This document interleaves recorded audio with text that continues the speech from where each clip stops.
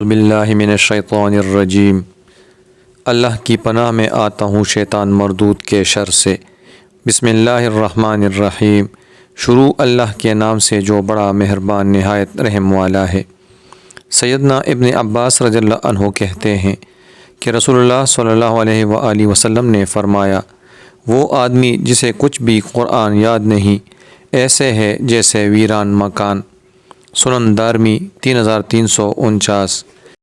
ابو احوص کہتے ہیں عبداللہ نے کہا، قرآن پڑھنا سیکھو، کیونکہ تمہیں اس کے پڑھنے میں ہر حرف کے بدلے 10 نیکیاں ملیں گی، بلکہ الف لام اور میم ہر حرف کے بدلے میں 10 نیکیاں ملیں گی۔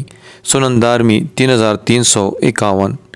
حضرت ابو ہریرہ رضی اللہ عنہ کہتے تھے کہ قرآن پڑھنے کی وجہ سے گھر اس کے اہل کے لیے کشادہ ہو جاتا ہے اور اس میں فرشتے حاضر ہوتے ہیں، شیاطین اس گھر کو چھوڑ دیتے ہیں اور اس کی خیر و برکت بڑھ جاتی ہے، اور قرآن نہ پڑھنے کی وجہ سے گھر اس کے اہل کے لیے تنگ ہو جاتا ہے، فرشتے اسے چھوڑ دیتے ہیں اور شیاطین اس میں بسیرا کر لیتے ہیں، اس کی خیر و برکت کم ہو جاتی ہے۔